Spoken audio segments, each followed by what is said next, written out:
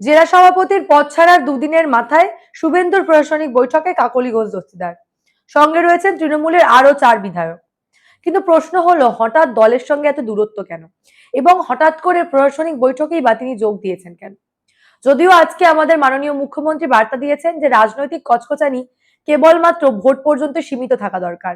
ভোটের পর আমরা প্রত্যেকেই পশ্চিমবঙ্গ রাজ্য সরকার, এবং আমাদের একটা মাত্র লক্ষ্য পশ্চিমবঙ্গবাসীর উন্নয়ন, যার জন্য প্রত্যেককে একত্রিতভাবে কাজ করতে হবে, এবং যার জন্য প্রয়োজনে বিরোধী দলের সাংসদ এবং বিধায়কদেরকেও ডাকতে হবে প্রশাসনিক বৈঠকে। এতদিন ধরে মমতা বন্দ্যোপাধ্যায়ের আমলে চলে আসা যে নীতি, বারংবার বিরোধীদের বঞ্চিত করার নীতি, সেখান থেকে সরে সরে এসে বর্তমান মুখ্যমন্ত্রী শুভেন্দু অধিকারী নয়া পথ নিলেন। আজকের প্রতিবেদনে আপনাদের দেখাবো ঠিক কি বলছেন তিনি।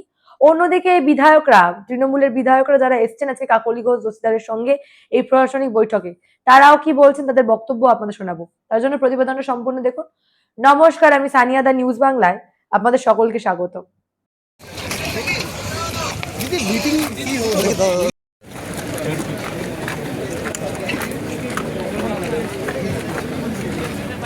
কেবলমাত্র নির্বাচনের সময় রাজনৈতিক কচকচানি হোক, সারা বছর আমরা কনস্ট্রাকটিভ আইডিয়া নিয়ে কাজ করি। আজকে কল্যাণীতে মাননীয় মুখ্যমন্ত্রী শুভেন্দু অধিকারীর প্রশাসনিক বৈঠক ছিল, এবং সেই বৈঠকে যে ছবি ফুটে উঠলো, একেবারে তৃণমূলের কাকলি ঘোষ দস্তিদার সহ তৃণমূলের 4 বিধায়ক তারা কিন্তু সেখানে উপস্থিত হলেন। মূলত এই প্রশাসনিক বৈঠক 3টে জেলাকে কেন্দ্র করেছিল, এবং এখানে বেশ কয়েকজন সাংসদকে, প্রয়োজনীয় সাংসদদেরকে ডাকা হয়েছিল। তাদের মধ্যে একজন হলেন এই কাকলি ঘোষ দস্তিদার। এমনকি এই প্রশাসনিক বৈঠকে বলার সুযোগ করে দেওয়া হয়েছিল তাকে। পাশাপাশি তৃণমূলের একজন বিধায়ক, তাকেও কিন্তু বলার সুযোগ করে দেওয়া হয়েছিল আজকের এই প্রশাসনিক বৈঠকে। এবং বারংবার মুখ্যমন্ত্রী আজকে যে বার্তা প্রশাসনিক বৈঠকের পর সাংবাদিক সম্মেলন থেকে দিয়েছেন, পরিষ্কার কিন্তু বলে দিয়েছেন যে বিগত 5 বছর আমরা যখন বিরোধী ছিলাম, আমরা কিন্তু মমতা বন্দ্যোপাধ্যায়ের আমলে বঞ্চিত ছিলাম। আমাদেরকে কোন রকম কোনো প্রশাসনিক বৈঠকে ডাকা হতো না। কিন্তু একই জিনিস আমরা করব না। রাজনীতি মানে গণতন্ত্র, এবং মানে অ্যাসেম্বলি আর হাউস ফর দ্য অপোজিশন যেটা কথাটা, সেটা কিন্তু এতদিন কেবলমাত্র কথাতেই ছিল। আমরা কার্যাবলীতে বা কার্যক্ষেত্রে সেটা একেবারেই সত্যি হতে দেখিনি। তবে শুভেন্দু অধিকারী যে বার্তা দিয়েছেন, এবার থেকে বিরোধীদের যোগ্য সম্মান দেওয়া হবে, এবং প্রশাসন চালানোর জন্য প্রয়োজনে বিরোধীদেরও ডাকা হবে প্রশাসনিক বৈঠকে। এই বার্তাই কিন্তু শুভেন্দু অধিকারী আবারও দিয়েছেন, এবং ঠিক কি বলেছেন তিনি তার বক্তব্য আগে একবার শোনাবো। আমরা এত ডাক পাইনি 5 বছর। আমি প্রথম দিন থেকেই বলেছিলাম প্রশাসনিক মিটিংয়ে আমরা সব এমএলএদের ডাকবো, আর বিশেষ বিশেষ এমপিদের ডাকবো। আজকে বিশেষ বিশেষ এমপিদের মধ্যে বারাসাতের এমপিকে আমরা বিশেষ বিশেষভাবে ডেকেছিলাম, এসছেন উনি। আর আমাদের দলের এমপিদের আমরা ডাকছি সব জায়গায়, কারণ আমাদের এমপিদেরকে বিডিওরা পর্যন্ত, ওসিরা পর্যন্ত তাদের ফোন ধরতেন না। এই সিস্টেম তো ঠিক না। আমরা এখানে বলেছি আইপিএস আইএসরা জানেন একটা পাবলিক রিপ্রেজেন্টেটিভকে কিভাবে রেসপেক্ট দিতে হয়।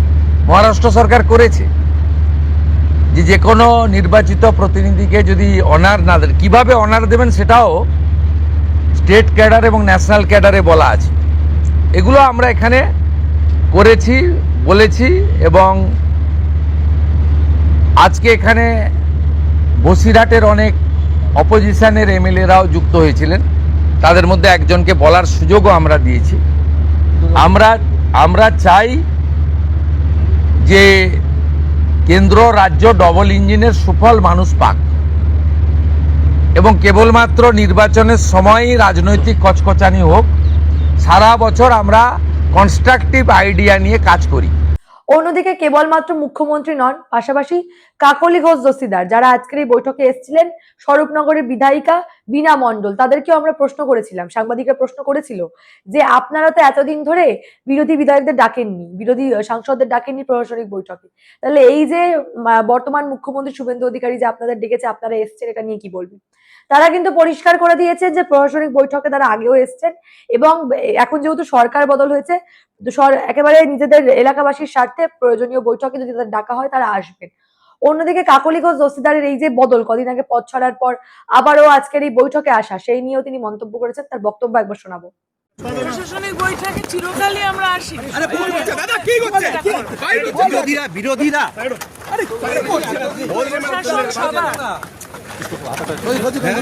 প্রশাসনটা সবার, কোনো দলীয় কর্মসূচি নয়। আমি বলতে পারবো না। চশমা পড়ে গেল কার? কি ছবি হচ্ছে বলতো না?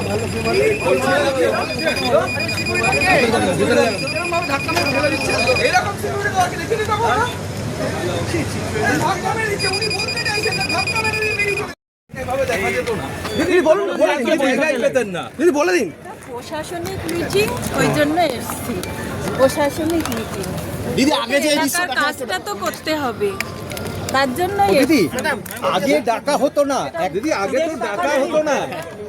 এটা না ফাটিয়ে দে, এটা ফাটিয়ে দে, খাটটা আমার ফাটিয়ে দে, কিছু করার নেই রে। খাটটা আমার ফাটিয়ে দে। কেন?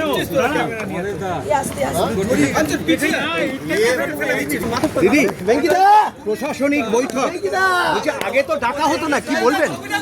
এলাকার উন্নয়নের স্বার্থেই প্রশাসনের ক্ষেত্রে বেঙ্কিদা বুম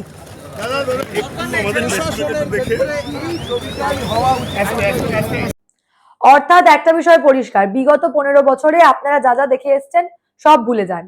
নতুন সরকার নতুন ভাবে চলবে, নতুন নিয়ম মাফিক চলবে, সংবিধান মাফিক চলবে।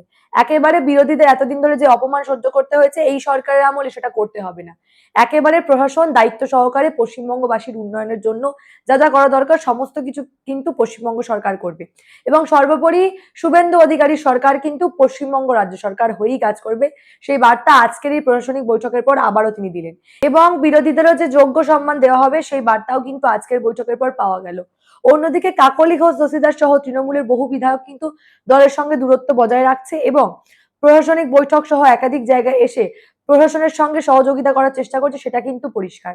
এই বিষয় নিয়ে আপনারা কি ভাবছেন? আপনাদের মূল্যবান এবং গুরুত্বপূর্ণ মতামত অবশ্যই জানাবেন দ্য নিউজ বাংলার কমেন্ট সেকশনে এবং দেখতে থাকুন দ্য নিউজ বাংলা।